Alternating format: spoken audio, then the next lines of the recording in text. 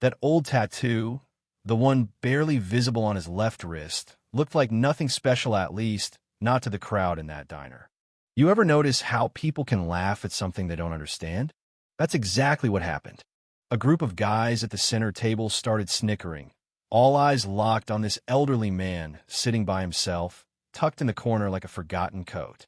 He was thin, fragile almost, his hair snow white, the collar of his worn-out jacket turned up, probably for warmth or maybe just out of habit. The only thing loud about him was that faded tattoo, a dagger slicing through an anchor, just peeking from under his sleeve as he quietly nursed his glass of water. He never said a word. Then the bell over the door jingled, and everything changed.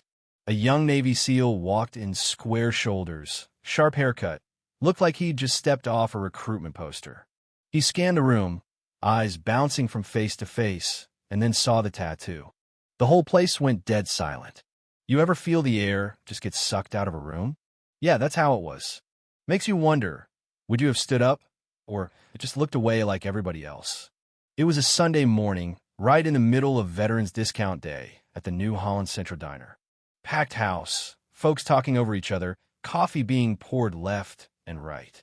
But over in that quiet corner sat Robert Elizabeth, steel prosthetic peeking from beneath the table, a tray of eggs and toast, and that glass of water. No medals, no fancy jacket, just that brown coat and the ink he'd carried since '69.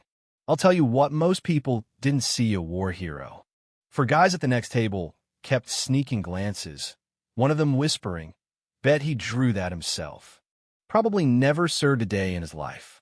The others laughed and nodded, barely trying to hide it. A young waitress, still learning the ropes, walked over to him with this nervous look. "Sir, I'm sorry, but some customers say you're making them uncomfortable. Would you mind sitting outside?" Robert just nodded, no argument. He picked up his tray, leaned heavy on his cane, and limped toward the door. His right hand balanced the tray, his left squeezed the cane, awkward, painful. He was halfway there when a kid in line asked his dad, "Why does that man walk funny?" The dad didn't even look up, just pulled his son close and said, "Don't mind him, he's just a homeless guy." The laughter from the other table grew louder. "If he's a real SEAL, then I'm a general." They all cracked up. Robert kept going, not a word. A single tear slipped down, hit the tile. Nobody moved. Nobody stopped him. Even a manager looked up, saw what was happening, and turned away, busying himself behind the counter. Outside, the sun was way too bright, made him squint. He scanned the patio, found an empty metal chair near the edge, and lowered himself down slow, every movement stiff. The prosthetic leg creaked a little louder than usual, probably needed repair, but those bills had to wait. His whole check barely covered rent and pills these days. Inside, you could see folks laughing and eating, but out there, just Robert and the distant sound of passing cars. That invisible wall knew it well. It followed him everywhere. Let me back up a sec. Robert Ellis wasn't always invisible. He'd been a logistics guy with SEAL Team Bravo back in '69. Never won a spotlight. Lost his leg in Laos, landmine, '71. No parade when he came home, no medal ceremony, hell. Most of his service stayed classified for decades. He ran a little auto shop in Colorado, taught neighborhood kids how to fix bikes, patched up cars for free. Never told war stories, just smiled and kept busy. The only thing he kept from those days was that tattoo and a letter from his old commander. "Thank you to the most silent soldier I ever led." Every Veterans Day, he'd pick a diner never for the free food, just to remember James, the friend he lost the day the mine went off. But people never saw that.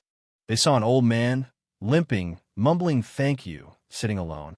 Every year, he was misunderstood, shooed away like a beggar. He never argued, just moved on, kept the memories to himself. His neighbors called him Old Rob, the guy who'd fix your brakes for a smile. They didn't know about the limp that it came from saving 3 lives in a firefight gone sideways, or that those scars were from dragging wounded soldiers out of burning trucks. That morning's diner? It was the one James used to dream about, the one in the photo he carried through the jungle. "Best burgers in New Holland," James used to say, "when we get home, I'm buying." But James didn't come home. The mine went off through Robert 30 feet, and he woke up to a medic working on what was left of his leg and a body bag being zipped up over his friend. Robert Thaff, conscious, bleeding out still, remembered the map coordinates, got the medevac chopper in before the enemy closed in. 5 guys made it out alive because of him, but he never could save James. The tattoo wasn't official, just something their team cooked up, a badge for the 8 of them. Robert figured he might be the last left.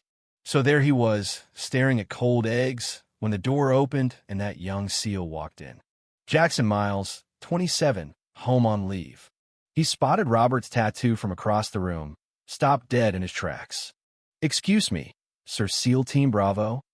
Robert looked up, surprised. "Long time ago." Jackson saluted right there, sharp as you like. "Sir, you're the one they talk about at camp. Ellis G7, right?"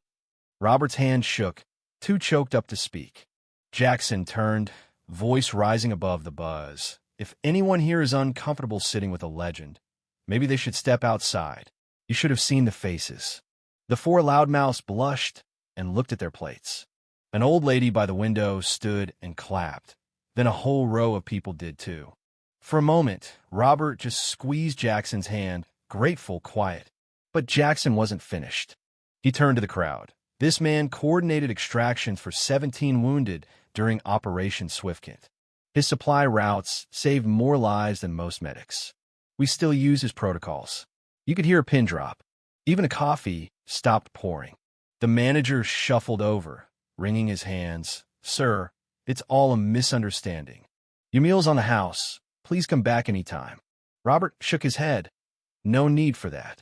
I just wanted to remember a friend." Jackson asked, "Mind if I join you?" "I'd love to hear about him." Robert nodded, and they took the best seat in the house. The 4 guys who'd laughed? They quietly left, plates barely touched. The young waitress who'd watched from the window brought fresh coffee, voice trembling. "Sorry about earlier, my granddad was in Vietnam too, never talked about it." Robert looked at her. "What was his name?" She swallowed. "James Harrington. I never met him." Robert's hand shook again as he pulled out an old photo. "Your granddad promised to buy me a burger here once." By the next week, the local paper ran a photo Jackson saluting the old soldier, headline, "Salute that silenced a diner." The story blew up online. Strangers came to ask about Robert. Kids from the elementary sent letters, wanted to hear his stories. Jackson went back to base, but wrote Robert every month. In spring, the town threw a ceremony for veterans, asked Robert to speak first. He just said, "I don't represent anyone, just tried to do the right thing." That little auto shop turned into a meeting place for vets-free repairs, silent understanding. Every Memorial Day, Robert spoke at schools, not about himself, but about service and remembering those who never made it home. The tattoo? They put on a plaque outside City Hall. Honor the quiet ones. Jackson moved up in rank, but never forgot that Day always told his recruits about the silent old tech who'd mapped out rescue routes that changed everything. On Robert's 85th birthday, Jackson, now an instructor, brought a group of young SEALs to meet him. Sarah, the waitress, brought her family. "He'd be proud to know his granddaughter met you," Robert told her, holding back tears. The town renamed his street Silent Service Way, not just for him, but for everyone who did the hard work out of the spotlight. When Robert passed, 3 years later, hundreds showed up, many wearing pins with the dagger and anchor. Jackson and 5 SEALs carried his coffin, gave him the honors he'd never gotten before. His old prosthetic was swapped for a new one, a gift from Foundation started in his name. His gravestone just said, "His silence spoke volumes. His service changed lives." So, let me ask you, what would you have done in that diner? Would you have stood up or turned away? Sometimes it takes just one person to make a difference, to see what others miss. And if a story like this hits home for you, maybe it's time we stop forgetting those who gave everything without asking for applause. What do you think? Is there a right way to honor quiet heroes? Or does society always look the other way? Let's talk about it.